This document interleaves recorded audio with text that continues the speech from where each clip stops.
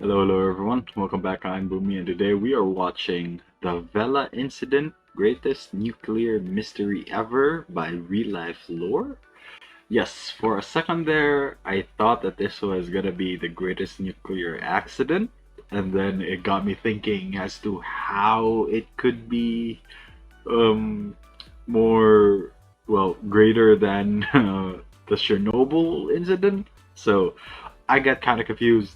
That was ultimately my fault. I misread the title, but yeah, this is the greatest nuclear mystery ever. I have not heard about the Vela incident at all, so I have no idea what's gonna happen here.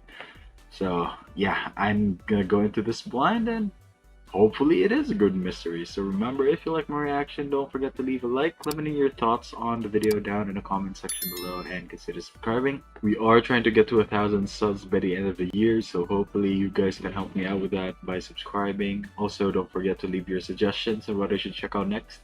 That being said, let's go ahead and watch the video. This video is made possible by CuriosityStream. Watch any of their more than 2,000 documentaries for free by visiting curiositystream.com/reallifelore. In the very early morning hours of the 22nd of September 1979, something weird happened in the waters of the South Indian Ocean that has puzzled experts ever since. An American satellite orbiting above, known as Vela Hotel 6911, detected a bright double flash of light below that seemed to be indicative of a nuclear explosion. Whenever a nuclear bomb is detonated, there is an initial extremely intense but brief burst of light, followed by a longer and less intense light afterwards. This is a key signature for differentiating a nuclear explosion from any other kind of man-made or natural phenomenon. But the weird part was, the explosion seemed to be located in one of the most remote parts of the planet, somewhere around here in the Indian Ocean between Africa and Antarctica, and between the Crozet Islands owned by France and the Prince Edward Islands owned by South Africa. And this is not a nuclear test, weapons test. Then again, most of the nuclear powers wouldn't be in this area. So, what could it be? Further, a typhoon was active around that area at the time, which seemed to suggest that whoever did detonate a nuclear bomb there was trying to keep it a secret from the rest of the world. Almost immediately upon detection by the Vela satellite, the United States and NATO began investigating. I thought that it would have been like they tried to test like nuclear weapons to like break apart typhoons. Who may have conducted the secret and mysterious test. The U.S. Air Force flew no less than 25 sorties over the area over the next few weeks to collect atmospheric samples. The UN Security Council concluded that the event was very likely of nuclear origin, while meanwhile in the United States, the Carter administration convened a panel of scientists and experts to determine what the event actually was, and if it was nuclear, who was to blame for it.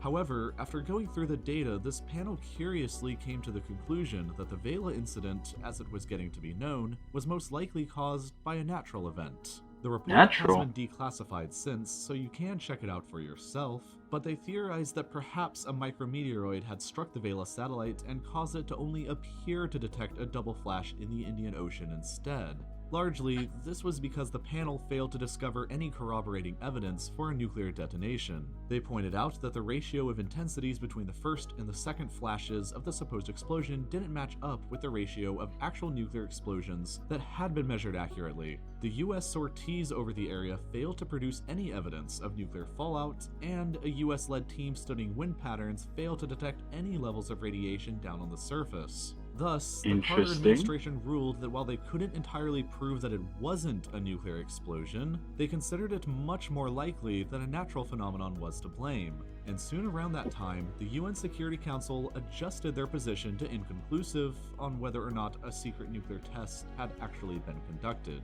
There was, of course, significant evidence to suggest, though, that a nuclear test actually did take place. The Vela satellite system together had successfully. Were there any witnesses? Previous atmospheric nuclear tests across the world, after all.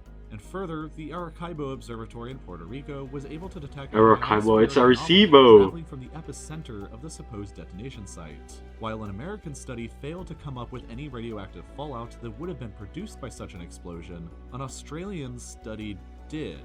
Scientists at the Los Alamos Observatory also voiced their belief that the sensors aboard the Vela satellite that detected the anomaly were not malfunctioning. while several other Oh, scientists cover up? Did is this a cover up for someone testing out nuclear weapons?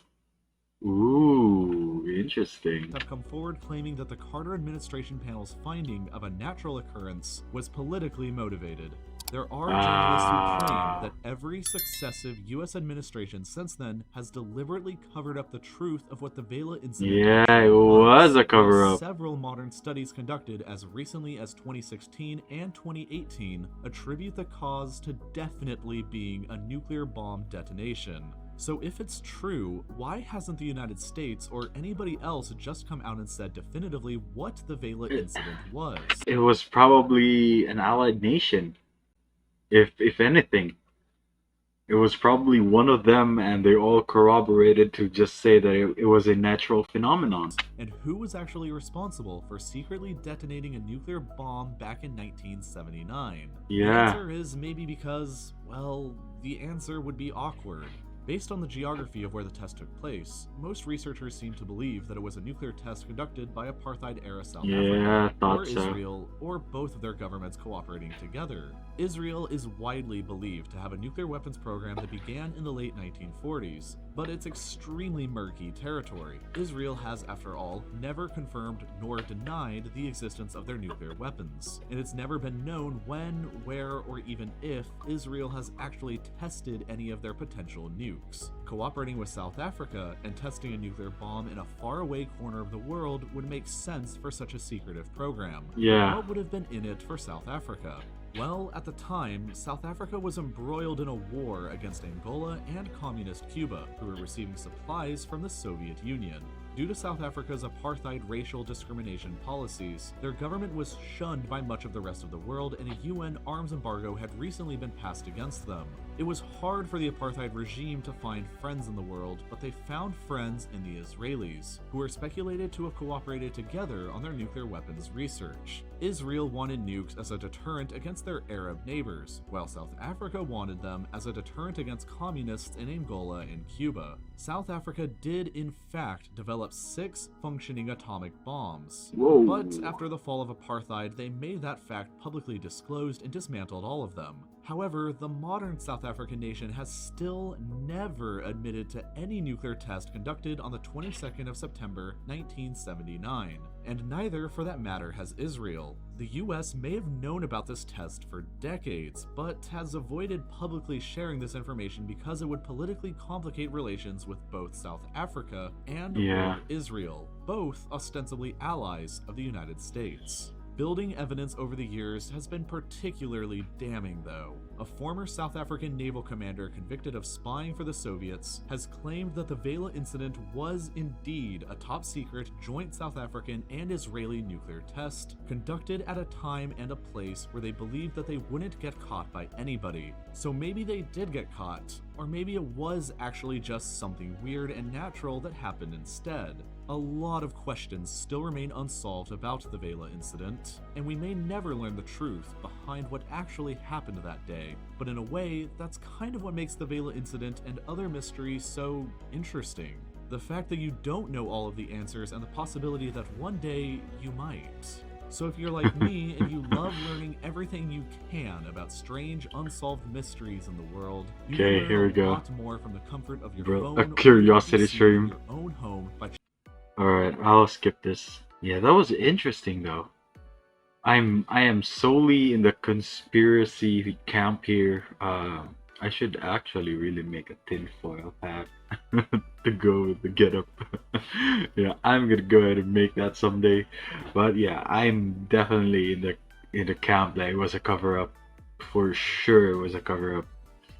I mean, a lot of scientists have corroborated the data, and it would be an easier sell if it was a cover up than for them to somehow like keep it a mystery and have all those scientists, those well, they didn't say witnesses, but everyone that studied the data to say that it was a nuclear cover up. I mean, a nuclear testing. So yeah, I mean, again, that's the point of this whole mystery. We can never be too sure, but I think uh, I really think that it was an actual like nuclear test, and they did it in the cover of a storm. So, what do you guys think? Let me know that in the comments. But that's gonna be it for me today, guys. Link to my Twitter is down in the description below. Go to check it out if you want to. And if you're new here and enjoyed the video, don't forget to leave a like. Let me know your thoughts on the video down in the comment section below, and consider subscribing. Again, we are trying to get to 1,000 subs by the end of the year, so hopefully you guys can help me out with that. Also, don't forget to leave your suggestions on what I should check out next. That being said, thank you so much for watching, and I'll see you all next time. Bye!